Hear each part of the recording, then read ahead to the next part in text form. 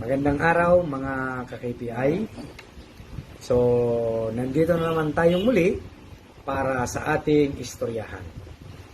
So, bago nating ipagpatuloy, ay paki-subscribe naman itong channel natin na ito.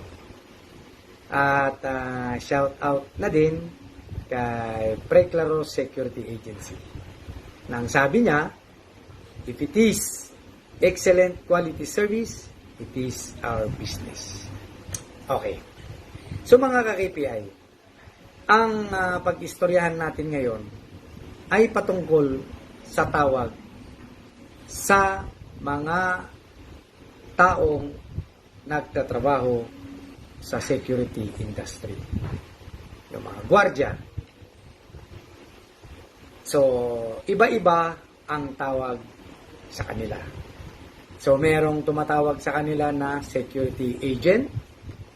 Meron ding tumatawag sa kanila na security professional. Meron ding sa kanilang tumatawag ng security personnel. At kung ano-ano pa. So, dito, sa ating istoryahan na ito, ay gagamitin natin ang dalawang salitang security personnel.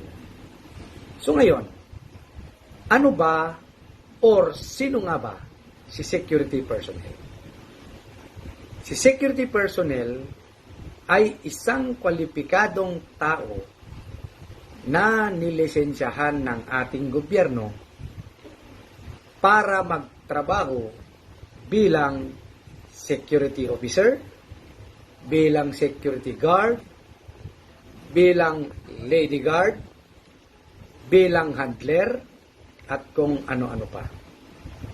Sila po ay ang mga tao na lisensyado. Hindi basta-basta makapagtrabaho bilang gwardiya kung tayo ay walang lisensya. So kahit anong kategorya pa ito, basta nagtatrabaho bilang gwardiya or bilang tagapangasiwa ng seguridad sa isang kumpanya, sa isang establishmento, mapa-pribado man or mapa-gobyerno, ang itatawag natin sa kanila ay security personnel. Ngayon, itong mga security personnel natin is masakit man aminin or masakit man sabihin, minsan sila din ang nagpapababa sa kanilang sarili.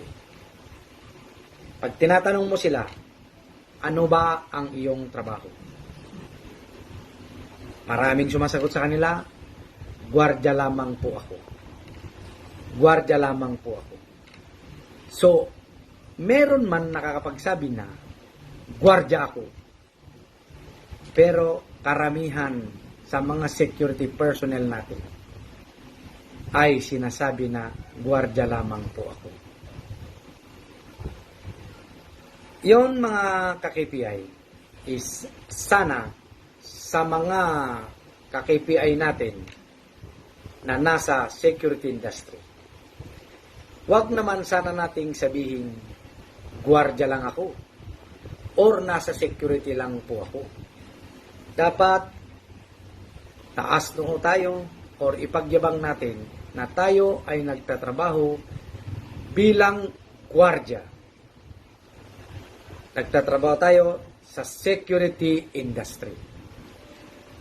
Dahil tayo ay nilisensyahan ng ating gobyerno. Sana ito ay ating saksak sa ating isip, sa ating puso, at ating isagawa.